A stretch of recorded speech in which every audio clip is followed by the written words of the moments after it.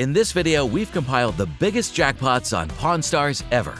Without further ado, let's get started. The Book of Mormon. It's definitely the book. It's even harder to get this than tickets to the play. A customer named Adam walks into the pawn store with an ancient book in his hand that he calls the Book of Mormon. Is it an older version of it? This one wasn't printed in many copies, maybe 600-something copies. Adam tells Rick about the history of the book and also defines some of its key features and asks for $25,000 for the book. By far the most valuable book you've ever had me appraise. These early editions of the Book of Mormon will still hold a lot of collectible value. I would appraise this book actually at about $40,000. Rick calls in his book expert Rebecca to check the book out.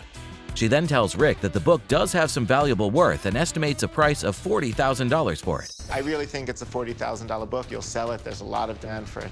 Do $24,000. This time I'll give it to you, so we'll do it that way. It's a deal. Rebecca takes her leave and Rick starts negotiating with Adam on the price of the book. Adam then sells the book for $24,000 to Rick, which was estimated around $40,000 in the first place. Rick gets the jackpot. This is a 1941 Gibson SJ200. It was owned by Stephen Stills of the band Crosby, Stills & Nash. That is cool. This young man named Landon is here today at the pawn shop to sell his guitar owned by a famous American musician, Stephen Stills. I bought the guitar in an auction a few months ago. I'm looking to sell it today because that's kind of my hobby. I buy and sell guitars. Landon says that he's a guitar collector himself and that he got this one in an auction and now he's looking to sell it to make some profit. Everyone who was around in the 60s knows Stephen Stills. What It's Worth, that was the name of the song. I mean, literally, it was considered the rebellion hippie anthem of the 1960s. If you heard the song, you would remember it. Literally an icon. If he's not in the Rock and Roll Hall of Fame, I'd be shocked. Rick shares some of his opinions on Stephen Stills and considers the thing under his use as one of the best and valuable items, and so does Landon. You have, like, documentation this was Stephen Stills? I do have the bill of sale, so when he sold it to the collector, like he had a music studio sell it for him on consignment. Rick asks the seller for the documentation if he has any, and Landon pulls out the sales bill when the musician had sold it to a collector. Rick looks at the bill and reads it properly. It looks like someone did refinish this at one point. It doesn't look like the original lacquer on all of it. I don't believe it's been refinished. I think it's got a light overspray on it. It just looks like there's been some work done to it. Rick believes that he has to be very careful with this item. He asks Landon if the guitar has been refinished, but Landon believes that the item has not been refinished but got a light spray on it. Okay, this is a beautiful pre-war Gibson, which makes it worth money. I would absolutely love to get my hands on this guitar, but it almost seems too good to be true.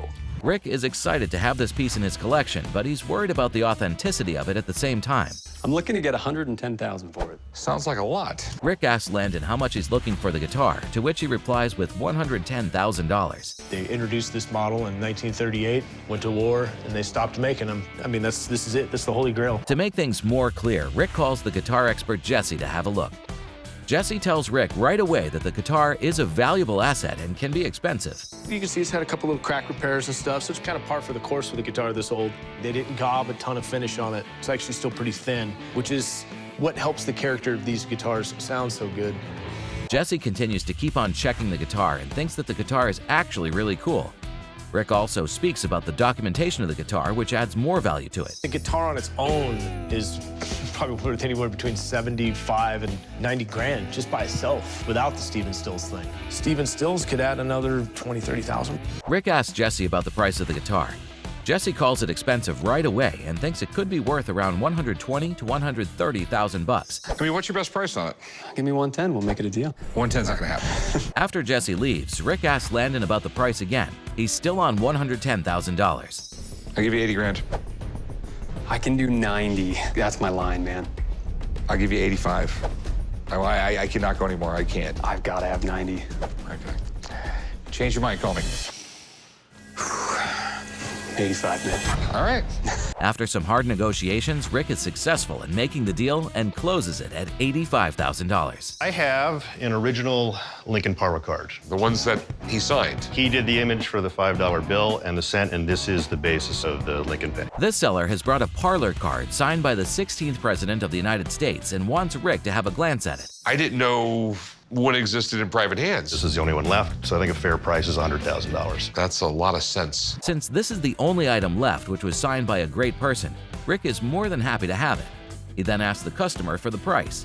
The customer wants to sell it to him for $100,000. Let me get someone in here who'll have a better idea what its value. I'm just in shock. Rick then calls an expert just to be sure if the item was real. Brought in some examples of authentic Lincoln signatures here. Angle of the O, 45 degrees upwards. Lower point and top point make that 45-degree angle. It is genuinely signed by our 16th president himself. What's it worth? You probably put a price of $150,000. Stewart confirms the authenticity of the object and estimates a price of $150,000 as its worth, which was way more than the seller's. You could make money even if you gave me 120. I'll give you $100,000. I won't go a penny more. That's what I'll go.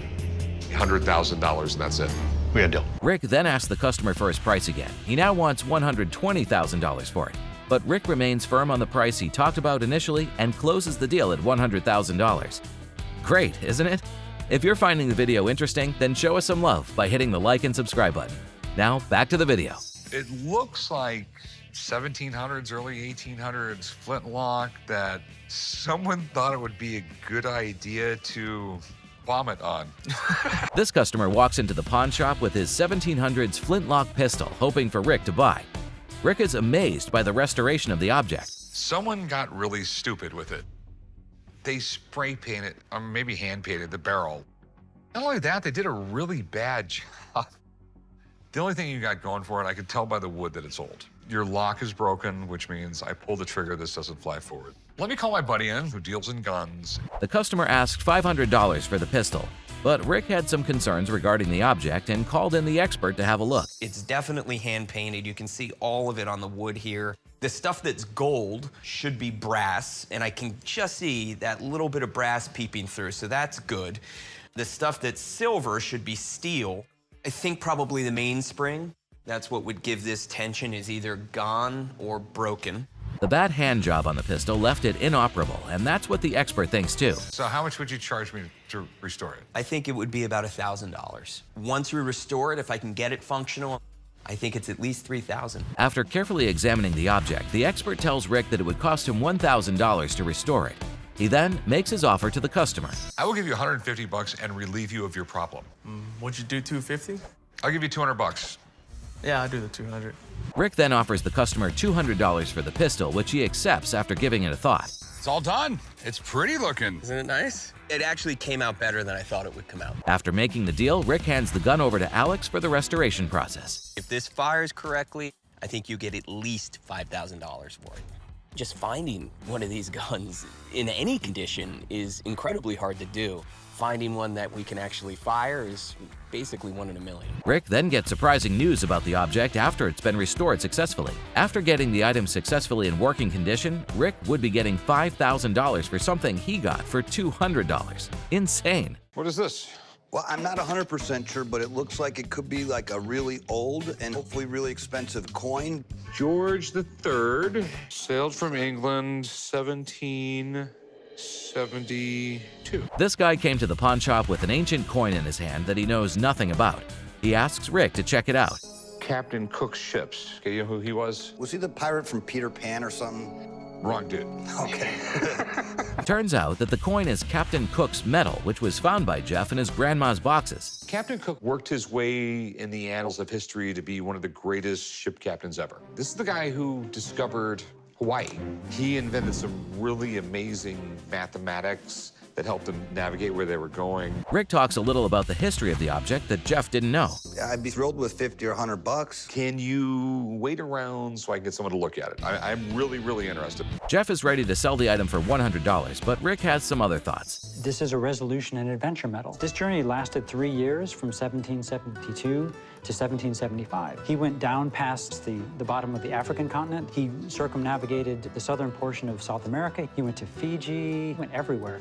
After carefully examining the object, it was found out that the item did have some history related to it. They made 2,000 of these, but all of these went to Captain Cook, every single one of them, and he carried them on his journey. Wow. He was to give them out to local chiefs as tokens of esteem. It was also clear that such coins were owned by Captain Cook himself. This one's actually in pretty good condition. To me, it's about a $7,500 to $8,500 item. Upon asking, the expert calls it a $7,500 to $8,500 item. I feel like I should ask for what it's worth. So 7,500? I'm gonna give you $5,000 for it. After knowing so much about the item, Jeff has now revived his price and asked for $7,500. You just owe it to me because I just made you all this money. Well, I guess Think about it, think about it. If you walked in any other place on the planet, they would have gave you your 50 bucks and they would have left. So I think $5,000 is a deal. Fair enough. Okay, Thank you. However, Rick has some other thoughts and tells Jeff he would have walked away with $100 if he hadn't called the expert. Rick then closes the deal at $5,000. These deals made the Pawn Stars good money, but that's not always the case. Click now to watch times The Pawn Stars Got Scammed.